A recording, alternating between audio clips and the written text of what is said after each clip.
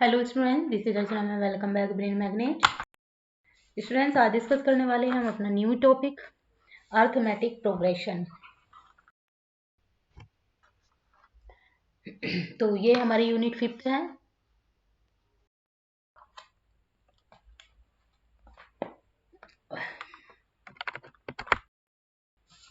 तो सबसे पहले हम इसका इंट्रोडक्शन डिस्कस करेंगे कि प्रोग्रेशन यानी कि एपी होता क्या है। शॉर्ट फॉर्म में हम इसको बोलते हैं एपी। ओके, तो सबसे पहले हम यहाँ पर डिस्कस करने वाले हैं सीक्वेंस क्या होता है।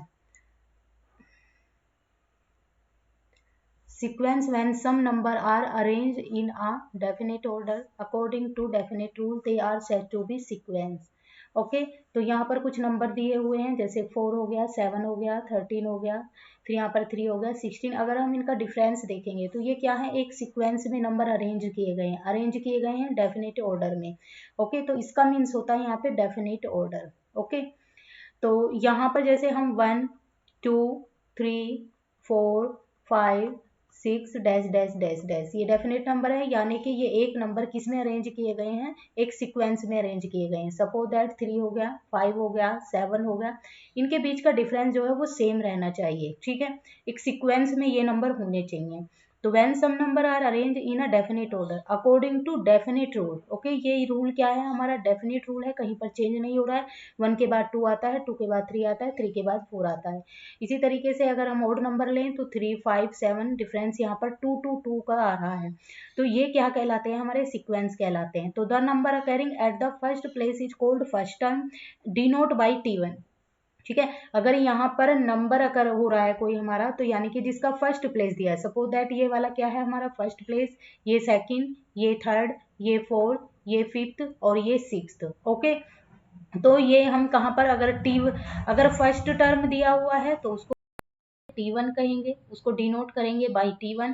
And the number occurring at the nth place is called, यदि वो nth टर्म को दिखा रहा है, सपोज दैट यहाँ पर nth टर्म लिखा हुआ है, तो इस टर्म को वो डिनोट करेगा, तो अकरिंग डिनोट बाई Tn। तो किसके अकॉर्डिंग, एन के अकॉर्डिंग। तो यहाँ पर जैसे हमने डैश डैश डैश लगा दिया है, तो यहाँ पर अगर हम लिख दें Tn, तो ठीक है, यहाँ पर ये किसको nth टर्म दिया हुआ है यहाँ पर, तो इसको हम क्या लिखेंगे, Tn। ओके, तो यहाँ पर नंबर कुछ दिए हुए हैं, जैसे Tn इज इक्वल टू कितना हो गया, 3n प्लस 1 हो गया। ओके, तो यहाँ पर n की क्वांटिटी यहाँ पर हमें दी होगी, सपोज दैट 1 2 3 4 5। ठीक है, देन वी गेट, ओके, तो यहाँ पर T1 कितना हो जाएगा, T1 इज इक्वल टू 3 हो जाएगा, और n की जगह क्या लिखेंगे, 1 लिखेंगे, और प्लस में क्या चल रहा है, 1 चल रहा है, तो ये हो जाएगा 4। हम T2 लेंगे तो यहाँ पर 3, और यहाँ पर Tn की जगह क्या लेंगे, 2 लेंगे, प्लस, तो 3 2 जा कितना हो जाएगा हमारा, ये 3 2 जा 6, और प्लस 1 7 हो जाएगा।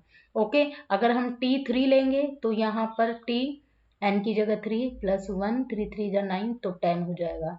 अगर हम इसकी जगह T4 लेंगे तो T4 कितना हो जाएगा हमारा, प्लस 1 इजिकल टू 13 हो जाएगा। अगर हम T5 लेंगे तो ये हो जाएगा 3 और 5 प्लस 1, तो ये हो जाएगा 15, और एक ये 16। ठीक है, इसी हमारे नंबर जो है वो nth टर्म तक पहुंच जाएंगे। तो यहाँ पर जो नंबर है हमारे वो क्या हो जाएंगे, यहाँ पर 4 5 7 इस तरीके से नंबर हो जाएंगे। ठीक है, जो मैंने यहाँ पर ऊपर लिखे हुए थे, तो ये नंबर इस एग्जाम्पल के यहाँ पर दिए हुए हैं। ठीक है, तो ये वाले एग्जाम्पल इसके दिए हुए हैं हमें, तो जैसे हमें सीक्वेंस में नंबर दिए हैं 2 3 4, तो हमने इन नंबरों को पुट किया, तो नंबर हमें क्या गेन हुए यहाँ पर सीक्वेंस में, 4 7 10 13 और 16। ओके, और दोनों का जो सीक्वेंस नंबर है वो सेम आ रहा है। ओके, तो ये इस पैटर्न को फॉलो करेगा। तो the start with 4 and add 3 each term to get the next term. ठीक है, अगर हम 4 से स्टार्ट करेंगे और उसमें 3 3 ऐड करते चले जाएंगे। ठीक है, तो ये हमारा क्या हो गया, एक सीक्वेंस हो गया। अब हम पढ़ते हैं अर्थमेटिक प्रोग्रेशन, जिनको शॉर्ट फॉर्म में कहते हैं एपी। ये क्या है हमारा, एक arithmetic progression, A list of a number. ये एक नंबरों की लिस्ट होती है इन विच, जिसमें each term is obtain by adding a fixed number to proceeding term except the first term. यानी कि पहले नंबर को छोड़कर यहाँ पर अगर हम कुछ नंबरों को ऐड करें, यानी कि यहाँ पर हमें जो भी नंबर दिया हुआ है, ठीक है, कोई भी नंबर अब हमें यहाँ पर दिया हुआ है तो उस नंबर में हम कुछ ना कुछ, यानी कि एक नंबर फिक्स्ड रहेगा अगर हम उसे आगे इंक्रीज करते हैं। ठीक है, जैसे मैंने यहाँ पर लिया 3, यहाँ पर लिया 5, यहाँ पर लिया 7, तो यहाँ पर देखिए मैं कितना ऐड करती जा रही हूँ, 2 2 ऐड करती जा रही हूँ। तो 2 2 मैंने यहाँ पर भी 2 ऐड हुआ, यहाँ पर भी 2 ऐड हुआ, यहाँ पर भी 2 ऐड हुआ। तो ये क्या है, एक हमारा डेफिनेट नंबर यहाँ पर ऐड होता हुआ जा रहा है, एक फिक्स्ड नंबर यहाँ पर ऐड होता जा रहा है। यानी कि उसको 2 को ऐड करेंगे तो एक नंबर जो है हमारा कहाँ पर जाएगा, प्रोसीडिंग में जाएगा। ठीक है, किस नंबर को छोड़ के, एक्सेप्ट द फर्स्ट टर्म, यानी कि फर्स्ट टर्म को छोड़ के। अब ये कितनी तरह के होते हैं, एक तो हमारी होती है फाइनाइट सीक्वेंस आएगा यहाँ पर, टर्म नहीं सीक्वेंस। एक होती है हमारी फाइनाइट और एक होती है हमारी इनफाइनाइट। इन जो हमारी फाइनाइट टर्म होती है उसमें हमारे लिमिटेड नंबर होते हैं, इसमें क्या होते हैं, लिमिटेड नंबर होते हैं, और इसमें अनलिमिटेड नंबर होते हैं। सिर्फ इसमें इतना ध्यान रखना है, लंबी चौड़ी डेफिनेशन याद करने की कोई ज़रूरत नहीं है, इसमें हमारे अनलिमिटेड नंबर होते हैं। ओके, अनलिमिटेड मीन्स यहाँ पर दिया हुआ है, जैसे अगर मैं यहाँ पर बात करूँ, अगर यहाँ पर दिया हुआ है जैसे a plus D, a plus 2d, a plus 3, a plus 2d हो गया, यहाँ पर a प्लस 3d हो गया, डैश डैश डैश डैश। तो यहाँ पर ये नंबर क्या है, अनलिमिट है यहाँ पर नंबर, यानी कि ये डेफिनेट नहीं है। ओके, यानी कि ये यहाँ पर क्या है, इनफाइनाइट है। अगर मैं यहाँ पर a plus D, a plus 2d, a plus 3d लूँ और यहाँ पर लिख दूँ an, तो ये क्या हो जाएगा हमारा यहाँ पर, यानी कि इसकी लिमिट है, ये हमारा क्या हो जाएगा, फाइनाइट। ठीक है, दोनों में डिफरेंस समझ में आ गया, ये होता है हमारा फाइनाइट, यानी कि यहाँ पर nth टर्म दिया हुआ है। ठीक है, तो इसी फॉर्मूले से हम यहाँ पर इन क्वेश्चनों को हल करने वाले हैं। ओके, तो यहाँ पर हम जो फॉर्मूले यहाँ पर लर्न करने की नीड होगी वो ये होगी। ठीक है, सिर्फ आपको यहाँ पर फाइनाइट और अनफाइनाइट का डिफरेंस जानना है कि फाइनाइट कहाँ पर यूज करना है, इनफाइनाइट कहाँ पर। अगर आपको लास्ट में कोई nth टर्म दिया हुआ है, ठीक है, तो वो हमारा इनफाइनाइट, और अगर नहीं है तो फाइनाइट। ठीक है, इसी चीज का स्पेशली यहाँ पर ध्यान रखना है। ठीक है, ये वाले नंबर क्या होते हैं, इनफाइनाइट हो जाएंगे हमारे, और ये वाले नंबर क्या हो जाएंगे, फाइनाइट हो जाएंगे। ओके, ये क्या है हमारे, फाइनाइट, और ये वाले क्या हो जाएंगे, इनफाइनाइट। सिर्फ इतना ध्यान रखना है। ओके, अब देखिए, अब यहाँ पर नंबर आता है सबसे पहले हम लोगों का ए, और ए क्या होता है, डी क्या होता है, ए एन क्या होता है, nth क्या होता है, जिसके फॉर्मूले हम यहाँ पर अब यूज करने वाले हैं। अब देखिए यहाँ पर ए फर्स्ट टर्म होता है, डी डिनोट करेगा कॉमन डिफरेंस को,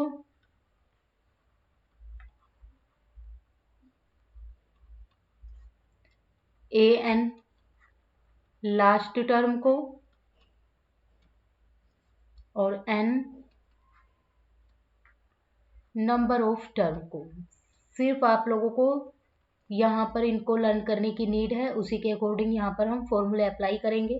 फॉर्मूला मैंने आप लोगों को बता ही दिया है। अगर हमें find the number of term अगर करना हो और फाइंड द लास्ट नंबर करना हो तो कौन सा फॉर्मूला यहाँ पर लगाएंगे, देखिए, find the number of terms and find the last number. तो उसके लिए फॉर्मूला अप्लाई करेंगे, A N is equal to A plus N minus 1 D. इसके लिए बन जाएगा हमारे लिए ये फॉर्मूला। ठीक है, अगर हमें sum of first term of AP निकालना है, sum of first term of AP, तो उसके लिए फॉर्मूला अप्लाई करेंगे, S is equal to N upon 2a plus N minus 1 D. उसके लिए ये वाला फॉर्मूला अप्लाई करेंगे, और इन्हीं फॉर्मूले पर हमारी एक्सरसाइज होगी, वो बेस होगी। 3 फॉर्मूले थे, एक हमारा a प्लस डी अगर निकालना है, a plus 2d, a plus 3d, ये जो मैंने पहले बताया था आपको, ये हमारा क्या होता है, हमारा इनफाइनाइट, a प्लस यहाँ पर एक ही दिया था, ये a प्लस डी होगा, a plus D, a plus D, a plus 2d, a plus 3d, a plus 4d। यहाँ पर इस तरीके से हम अपने फॉर्मूले को यूज करके इस एक्सरसाइज को सॉल्व करेंगे और ये एक्सरसाइज बहुत ईजी है। इसी पर हमारे क्वेश्चंस आगे बेस होंगे। भाई होप स्टूडेंट्स आपको कॉन्सेप्ट क्लियर हुआ होगा। तो इसको किसके लिए करेंगे, ये नंबर ऑफ टर्म होंगे, ठीक है, नंबर ऑफ टर्म, ठीक है। अगर कॉमन डिफरेंस दिया है तो कॉमन डिफरेंस निकालेंगे, वो ए भी पूछेगा, इसमें कॉमन डिफरेंस भी पूछ सकता है। ओके, तो आज के लिए इतना ही स्टूडेंट्स।